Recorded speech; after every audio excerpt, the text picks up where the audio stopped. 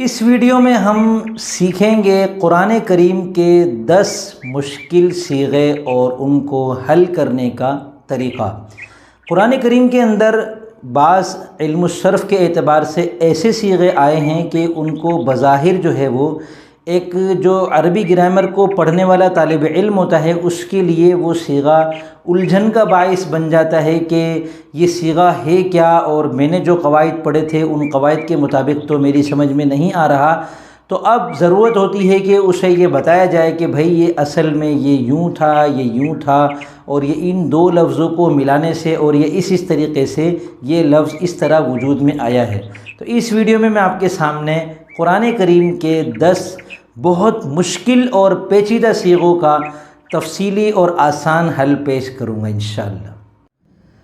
النصیحہ قرآن و سنت اکیڈمی کے تحت آپ الحمدللہ اب آن لائن ناظرہ قرآن کریم کا کورس بھی کر سکتے ہیں، اور اس کے ساتھ ساتھ آن لائن تجوید قرآن کورس بھی کر سکتے ہیں۔ تجوید کا مفہوم، اہمیت و ضرورت، قواعد و اصطلاح، مخارج و صفات، نماز کے ضروری مسائل، فرائض، واجبات، سنن، مستحبات، آداب، روزمرہ ہر موقع کی سنتوں کی تعلیم یہاں دی جاتی ہے۔ دیے ہوئے واٹس ایپ نمبر پر رابطہ کر لیں۔ إِنَّا جَعَلْنَاهُ قُرْآنًا عَرَبِيًّا لَعَلَّكُمْ تَعْقِلُونَ۔ بسم اللہ الرحمن الرحیم۔ السلام علیکم ورحمۃ اللہ وبرکاتہ۔ میں محمد اسامہ سرسری۔ یہ جو 10 صیغے ہم قرآن کریم کے حل کر رہے ہیں، ان میں سے ہر صیغے کو آپ غور سے دیکھیں۔ اس کو پہلے میں قرآن کریم کے انداز میں لکھ کر آپ کے سامنے رکھوں گا، اور پھر اس کے بعد جو وہ اصل میں ہے تو اس کے اعتبار سے اس کو ہم لکھیں گے تاکہ اس کو سمجھنا آسان ہو جائے۔ تو دھیان سے ان 10 صیغوں کو سنیے گا، اور ہو سکے تو اپنے پاس کہیں کاغذ پہ نوٹ کر لیں، کیونکہ ویڈیو کو بار بار دیکھنا یا کسی خاص صیغے کو بار بار تلاش کرنے کے لیے کسی خاص ویڈیو کے اندر خاص جگہ تک پہنچنا بڑا مشکل کام ہوتا ہے۔ تو ممکن ہے کہ جو چیز آج آپ کو سرسری محسوس ہو رہی ہو وہ آگے چل کر آپ کو ضرورت پڑ جائے اس کی۔ تو ویڈیو کو ابھی روکیں اور ایک کاغذ لے لیں، اس کے اوپر آپ لکھنا شروع کریں۔ جیسے جیسے میں بتاتا جاؤں ویسے ویسے ان 10 صیغوں کو لکھ لیں اپنے پاس۔ 10 مشکل قرآنی صیغے۔ سب سے پہلے ہم سمجھیں گے فَدَّارَأْتُمْ کو۔ یہ قرآن کریم میں یہ لفظ آیا ہے اور اس کا ترجمہ ہے تم نے ایک دوسرے پر الزام لگایا۔ اس میں شروع میں فا ہے، اس کے بعد جو صیغہ ہے وہ ہے ادارأتم۔ دیکھیں جو بھی صرفی صیغہ ہوتا ہے اس کی تحقیق کو بتانے کے لیے ہمیں 4 چیزیں بتانی ہوتی ہیں۔ نمبر 1 صیغہ کون سا ہے 14 صیغوں میں سے، نمبر 2 گردان کون سی ہے، نمبر 3 باب کون سا ہے، اور نمبر 4 7 اقسام میں سے وہ کیا بن رہا ہے۔ تو فَدَّارَأْتُمْ صیغہ جمع مذکر حاضر ہے، ماضی مطلق مثبت معروف کی گردان ہے، باب افاعل ہے، اور 7 اقسام میں سے یہ محموز اللام ہے کیونکہ اس کے حروف اصلیہ ہیں درأ۔ اصل میں باب تفاعل کی تا فا کلمے سے بدل کر مدغم کر کے شروع میں حمزہ وصلی لانے سے باب افاعل بن جاتا ہے۔ جیسے اثاقل یثاقل اصل میں تھا تثاقل یتثاقل۔ اسی طرح تدارأ یتدارأ کو بدل کر ادارأ یدارأ کر دیا، اور پھر ادارأ سے جمع مذکر حاضر کا صیغہ بنا ادارأتم۔ صیغہ نمبر 2 ہے ارجح۔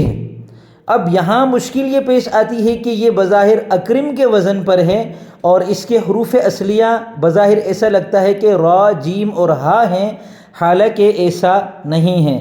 یہ رجا سے ہے، اور ارجح کا مطلب ہے اسے مہلت دے، یعنی ارجی الگ ہے اور ہا الگ ہے۔ اب یہ ارجح کیسے بنا؟ تو یہ صیغہ ہے ارجی، جو صیغہ ہے وہ واحد مذکر حاضر ہے، گردان امر حاضر معروف ہے، باب افعال ہے ارجا یرجی۔ اب اس سے امر بنے گا ارجی ارجیا ارجو ارجی ارجیا ارجینا۔ 7 اقسام میں سے یہ ناقص یائی ہے، تو اب یہ اصل میں تھا ارجیہی، امر مجزوم ہونے کی وجہ سے یا گر گئی تو یہ بنا ارجیہی۔ اب اسے پڑھنا چاہیے تھا ارجیہی ہوا، آگے واو زبر وا آ رہا ہے قرآن کریم میں، تو اس کے بعد واو مفتوح ہونے کی وجہ سے جیم ہا اور واو یہ تینوں متحرک ہو گئے، تو تسکین اوسط والے قاعدے کے تحت اسے ہا کو ساکن کر کے ارجیح و بنا دیا گیا، تو یوں بنا ارجیح۔ صیغہ نمبر 3 ہے ترین۔ ترین کا ترجمہ ہے تم ضرور دیکھو گی۔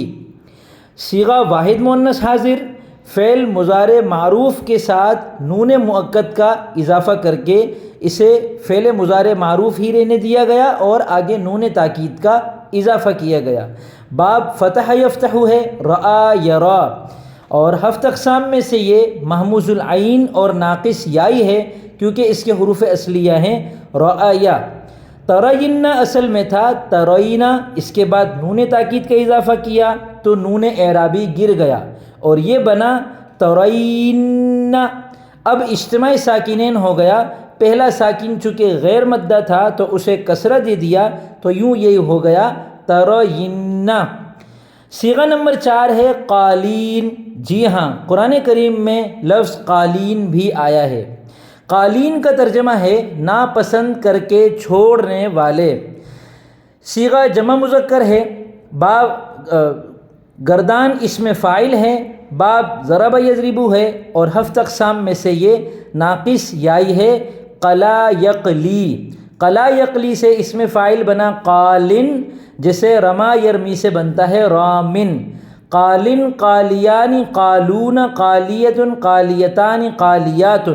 تو یہ جو جمع مذکر کا صیغہ ہے قالون، یہ اس کی حالت رفعی تھی، حالت نصبی اور جری میں یہ ہوتا ہے قالینا، اس وقف کر کے اس کو پڑھتے ہیں قالین۔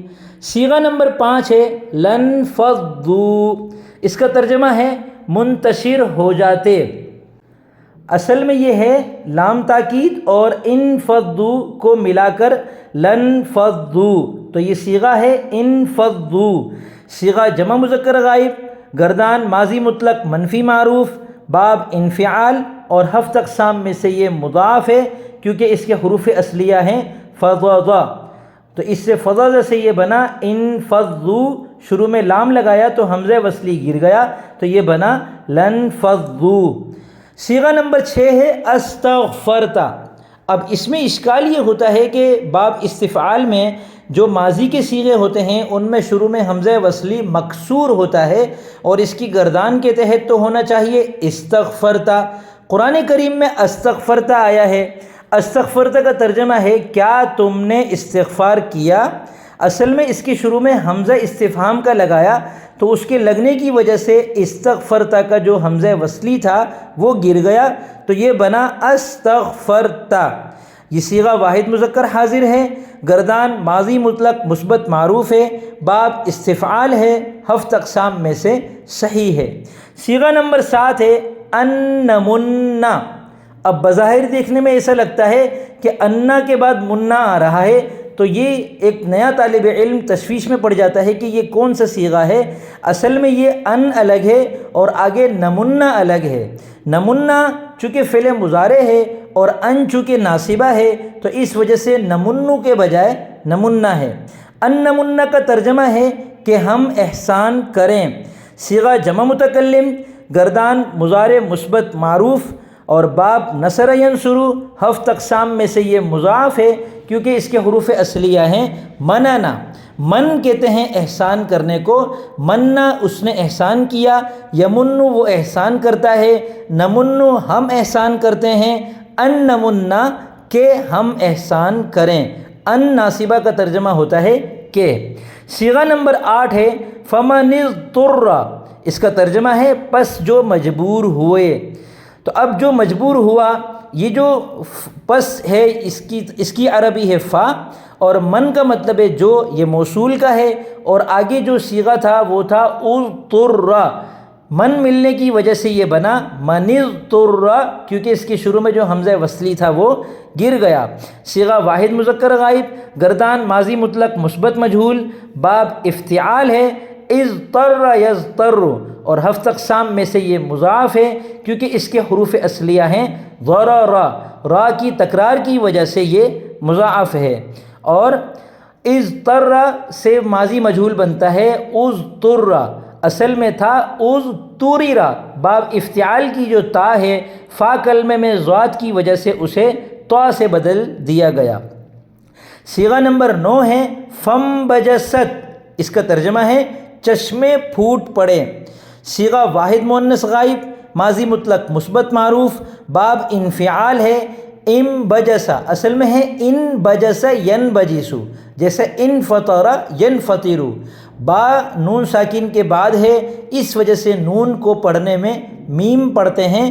فم بجست، ہفت اقسام، چونکہ اس کے حروف اصلی بجسہ ہیں تو ہفت اقسام میں سے یہ صحیح ہے۔ صیغہ نمبر 10 ہے التناد، یوم التناد قرآن کریم میں آیا ہے۔ التناد کا مطلب ہے ایک دوسرے کو بلند آواز سے پکارنا، چیخ و پکار کی جو صورتحال ہوگی قیامت کے دن، اس وجہ سے قیامت کے دن کو یوم التناد کہا جاتا ہے۔ اب التناد جو ہے اصل میں یہ تھا التنادیو، التفاعل کے وزن پر یہ باب تفاعل کا مصدر ہے۔ از بن والے قاعدے کے تحت دال کا ضمہ کسرے سے بدلا اور یا ساکن ہو گئی تو یہ بنا التنادی، یا کو کثرت استعمال کی وجہ سے گرا دیا گیا تو یہ بنا التناد۔ یہ مصدر ہے، باب تفاعل ہے، ہفت اقسام میں سے ناقص واوی ہے کیونکہ اس کے حروف اصلیہ ہیں نون دال واو، الندوہ اسی سے ہے۔ امید کرتا ہوں آپ کو یہ ویڈیو انشاءاللہ پسند آئی ہوگی، اور میرے چینل سے اگر آپ کو فائدہ ہو رہا ہے، آئندہ بھی انشاءاللہ میں عربی سیکھنے سے متعلق، قرآن کریم سیکھنے سے متعلق ایسی ویڈیوز پیش کرتا رہوں گا، تو آپ اس آئیکن پہ کلک کر کے چینل کو سبسکرائب کر لیں۔ اور اگر آپ میرے چینل کی وہ ویڈیو دیکھنا چاہتے ہیں جو ابھی حال ہی میں نے اپلوڈ کی ہے تو یہاں آپ کے سامنے ویڈیو بنی ہوئی آ رہی ہوگی، اس پر کلک کریں، انشاءاللہ آپ اس ویڈیو تک پہنچ جائیں گے۔